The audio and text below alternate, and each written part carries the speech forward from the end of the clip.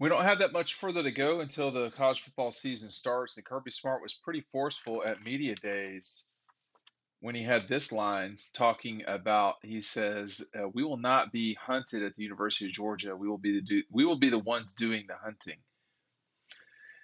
Yeah, I mean, it's all a matter of perspective, and for a team coming off a national championship and a 14-1 season, uh, there's going to be a lot of people gunning for the dogs, no question. And this is a mindset thing, right? It's, Georgia's certainly being hunted. So to suggest that they will not be hunted, that's not true. We will be the ones doing the hunting. Yeah, I believe that 100%. I mean, there's no question about that. I've seen this group in action for far too long to know it will be any other way. But people are going to be gunning for the dogs. I mean, they are, whether they want to claim it or not, they're the defending national champions. That's something that is kind of not a real thing, but that's going to be the way that folks look at them when they come into the season. They're not going to be picked to win the national championship. They are third highest odds right now, depending on where you look. Let me check that as we talk here. But Georgia's built itself into a position that people are going to be coming after them. They're going to be the team that people circle on their schedules, and with good reason. I mean, if you look at uh, Tennessee, certainly is looking at Georgia that way. Um, I would think everybody in the East is. They're hunting Georgia for sure. Now, they might not have the equipment or the gear, the weaponry to take Georgia down. I don't know. Doesn't seem like it. But we'll just see, as time goes on, what these teams in the East can do. And when Georgia and Alabama get together, which you would think is inevitable, reading everything you read this week and this month, uh, who's going to be the hunter then, right? I mean, there's a scenario where everybody can have guns in the woods. Sure feels like that's coming with those two teams. Make sure you're picking up DAWGSTRUCTION. This offer is not going to last forever. All right, we're getting closer to the season. Take advantage of this now. We got DAWGSTRUCTION, which has been extremely popular over the last 6 months. You buy that, it's our 80-page look at the national championship season, and you get um, the 2022 preview for free. We are coming down to it.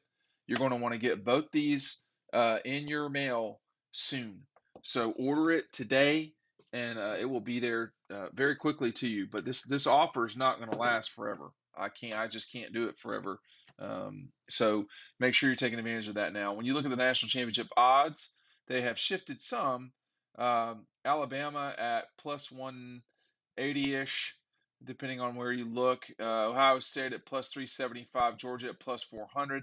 Those three are three times more likely, according to Las Vegas, to win the national championship than Clemson, who is next, and then SC and Texas A&M, who I think both don't have great shots at winning the national championship coming into the season. They're at plus 2,500, so five times not as likely as Georgia to win it. And Oklahoma at plus 5,000 with Notre Dame, Michigan, and well, Texas and Utah are maybe a little bit above some of those as well. It depends on where you want to get this stuff. Clemson, I think, to me, is clearly the fourth team coming into this thing. But you know, one problem, if you want to call it that, coming into this season, you know, Georgia's only been an underdog. Oh my gosh, three times in the last 25 games, I think. And one of those was the season opener against Clemson. They are almost a 17-point favorite against Oregon. So, the hunt part is a mentality thing. And that's what Kirby has always been on the front foot about these things. It was the beginning of his career at Georgia when maybe he was putting this program where it needs to be, should be, that he said something that I talked about a lot, which was he said, "Why not us?" No, it should be Georgia, right? I mean, or at least that's my view, and obviously it's his view. with the way that he's explained things lately. But the massive contract over the weekend, or why was that Friday? I don't know if that's the weekend or not, but um, or Thursday. Gosh, I can't remember when it was. But I mean, it's been coming for a long time. Nobody had much doubt about whether that would happen or not. Um, but this, I mean, $10+ million a year, that's a lot of money. But I don't think this is at all about money. This is about, you know, ego. This is no, that sounds bad. This is about, fulfilling what your destiny is and should be. Uh, there is pride, there is ego, there is determination, uh, desire. All of these things are what's been built into Georgia's program over the last, I don't even know how many, however long. And that's going to be what keeps them moving forward.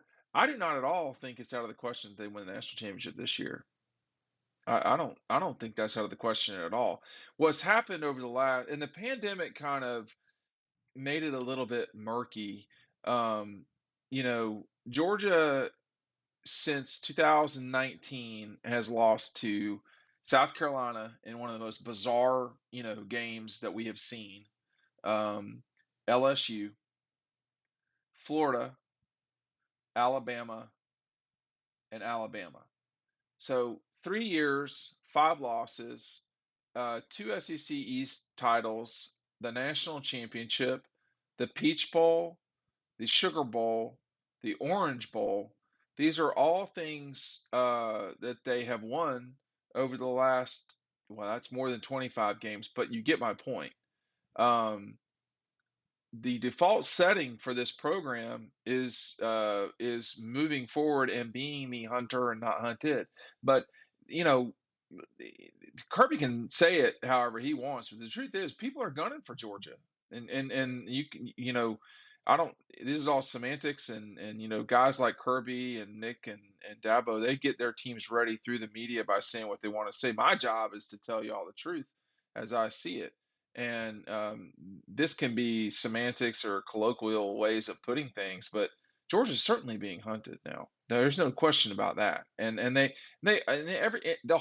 in the league is. It's just a matter of how high up are you on the totem pole, and can somebody catch you? Um, the Gators are things have changed there. Needless to say, this will be Kirby's the third coach at Florida Kirby has taken up against in 7 years, and that's amazing. Um, Tennessee certainly seems like they're moving forward in a positive way. Um, Kentucky has been a real fight every time Georgia's played them. Those teams are all behind Georgia and have been behind Georgia as a program since 2017. One win for the Gators, that doesn't move you ahead as a program.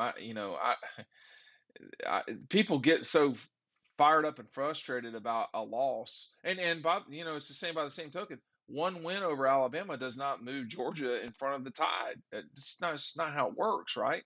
Well, I'm telling you that's not how it works. So nobody in the East has caught Georgia at all. I mean, they've lost two Eastern games since 2017. That's a lot of wins. And the vast majority of them have been two-score wins. I mean, I'm trying to think of the closest Eastern game that Georgia's played lately. Last year, it didn't exist. So, and in 2020, 20 was such a mess, I can't hardly remember. Obviously, they lost to the Gators, and they had a relatively tight game to Kentucky. But they blew out South Carolina, didn't play Vanderbilt, blew out Tennessee. This is just off the top of my head. It was a relatively tight game with Kentucky, but this program has separated itself, which means that people are going to be gunning for them. Do we know who Georgia's gunning for? Yeah, I mean it's Alabama, and I mean if you want to say Ohio State, but that's not in front of mind for Georgia.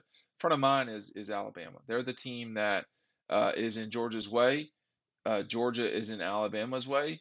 This is a long slog. I wrote about this over on Dog Post. This is going to be a 12-game Cold War in 2022. The two teams don't play each other in the regular season. They typically don't, but they're not going to play each other in this regular season. They will be watching each other. They have played a ton lately. When you think about Georgia and Bama, they played in 17, 18, 20, 21, and 21. They played 5 times in the last 5 years. You basically are going to, if you're successful in the SEC, you're going to play Alabama. That's all there is to it. It's starting to look like if you're successful in the SEC, you're going to play Georgia. I mean, look at Auburn in 17, Alabama in 18, LSU in 19, and then Alabama in 20. Who will be there in 22? Will Georgia be there? Will Alabama be there? Who will be the hunter? Who will have the scope on, right? I mean, who will be ready to fire when it's time? This Georgia team is different than last year's team, the same way Alabama's team is going to be different than last season's Alabama team. I know this. If Alabama, and I don't think they're thinking this way, if Alabama thinks they can play the same way they did last season and survive the West again, I don't think they're going to do it. They got to play better. And that's not me hating. Just go watch the games. I mean, the way that they lost to Texas A&M. I don't need to explain that one. But the way they played against Florida, the LSU game, the Arkansas game, the Auburn game, the West is tougher. There's no question. The West is tougher. But Florida's not in the West. And when Georgia played Arkansas, they beat them by 37 points. The game was not competitive in the second quarter. So there were times last season where Alabama did not play its best. To me, that says something about where they're at as a program. They can win when they're not playing well. That's a really awesome trait to have. But if you're not playing well enough, you will lose. They lost to Texas A&M. It happens. Georgia could lose. Georgia should lose at some stage in the regular season. I mean, these teams are too good not to. But don't let it be a terminal loss, and you'll still be out there hunting.